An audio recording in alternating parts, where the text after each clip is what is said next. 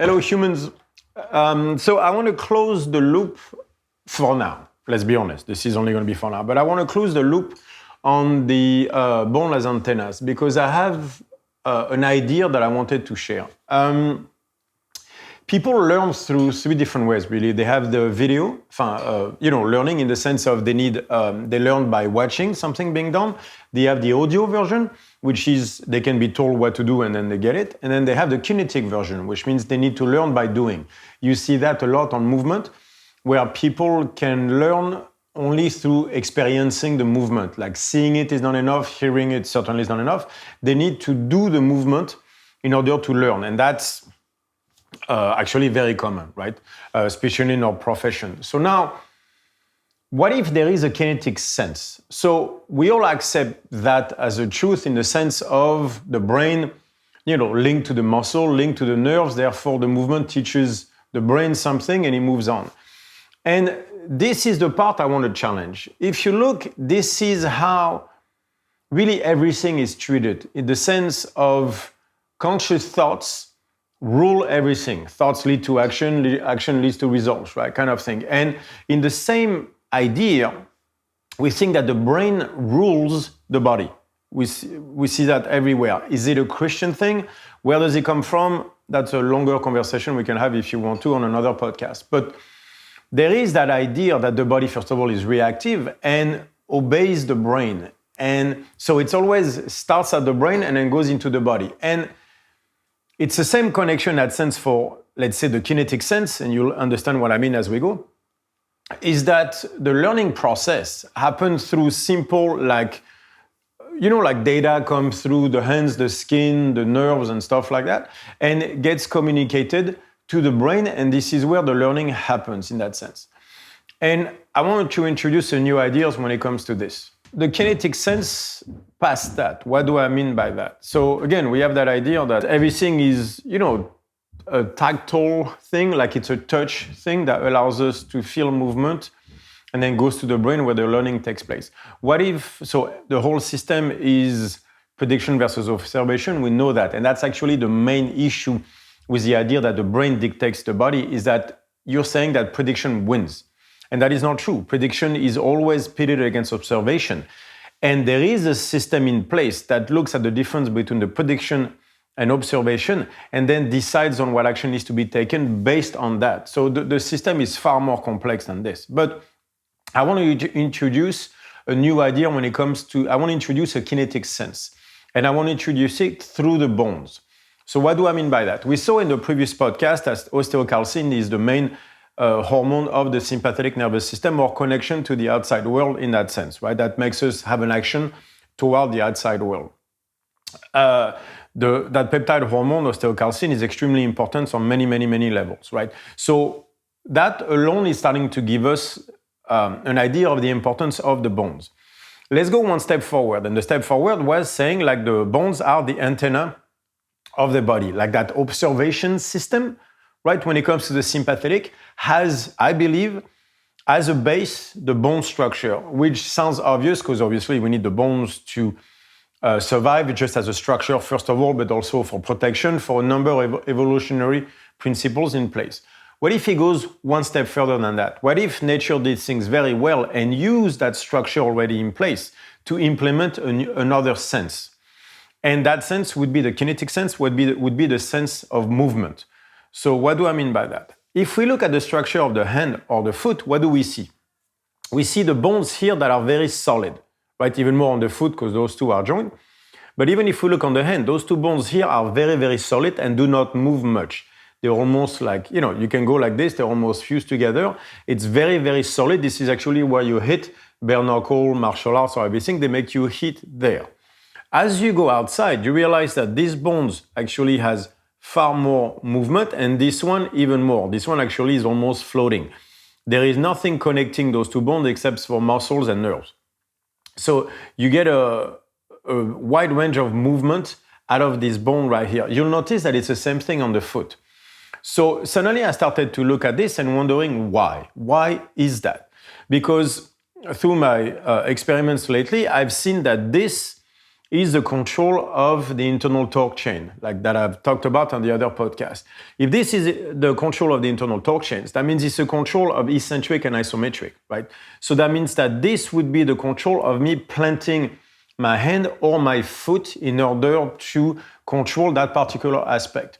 So if we go back to sprinting, it means that those here, where we've been asking you to hit for the jumping generate, allow us to have a great concentric movement, which means you just bounce off the floor right away. And is almost, the idea is to limit the eccentric, like the, damping down to a maximum in order to just bounce off the ground with as little energy lost as possible. So this bone right here would be exactly the opposite, right? This would allow us to bounce without losing anything, where this one will allow us to absorb the movement in order to bounce back up. So then I started to go a little bit further, because we all assume that this is loose almost as a mistake. I hear that from doctors all the time. This is a weak bone that breaks and that we need to stabilize and hold together and things like this. But what if it is not what if evolution did not make a mistake and actually created the bone specifically this way as a way to signal movement, right? Because as I was saying, this is internal torque, this is eccentric. So imagine this is a foot, right? Whenever I go very fast, I'm just going to hit the ground with this part of the foot in order to not lose any time, right? I need time touching the ground so I can run faster.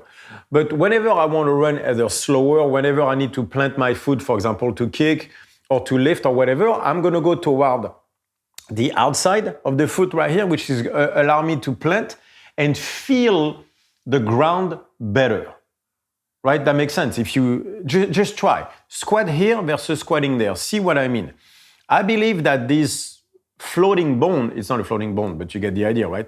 This movement of the bone here relates to the internal torque chain, to that eccentric phase, because this allows us to control movement better.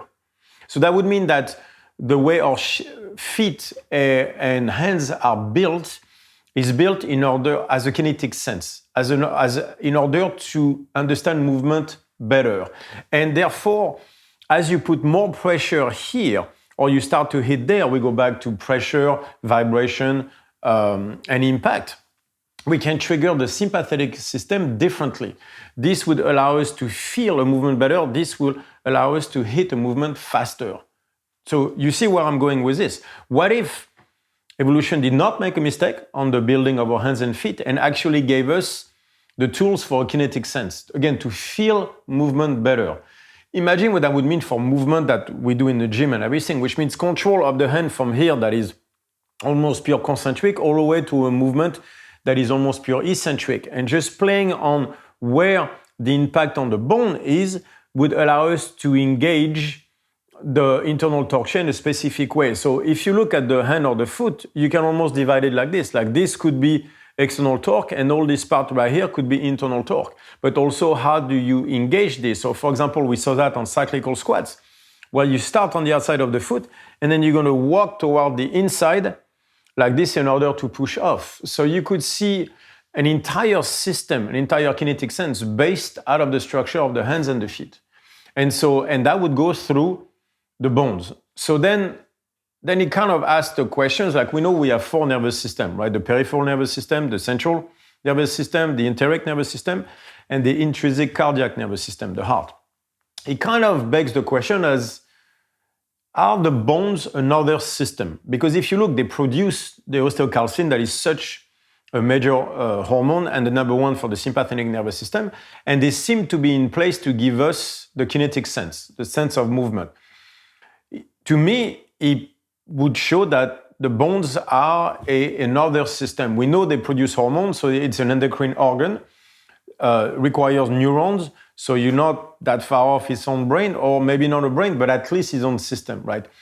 He has nerve in it, but not in necessarily producing it like the heart produces electromagnetism or things like this. But there's definitely something within the bone that I think would categorize them as their own system, right? And the seat of the kinetic sense, obviously through pressure and impact, but also vibration, right? And in that case, allowing us to have a sense of movement. So this to me, for now, closes a little bit that loop on the movement through the bones and the importance of understanding on how to use our hands and feet to activate the proper torque chain and therefore move better. I know that I did the Tabata squats the other day, rocking on the bone here. Again, not the toe. And again, not the side of the foot. The side of the foot will not be internal torque, right? There's no padding, there's almost no feeling there. It'll be more for external torque. So I'm talking about the bone here. And I activated the internal torque chain to a degree on my right that I'm still sore to the point where I can barely bend my leg 3 days later. There is, and my guess is it's toward the sartorius muscle.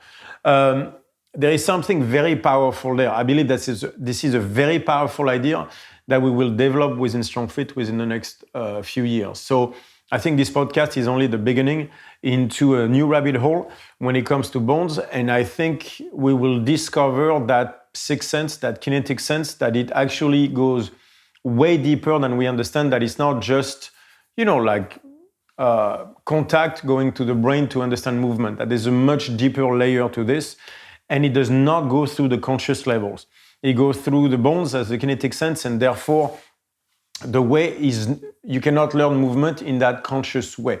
You can learn the steps originally in a conscious way, but eventually you need to let the body, in that case the bones, teach and learn the movement by themselves. Thank you guys.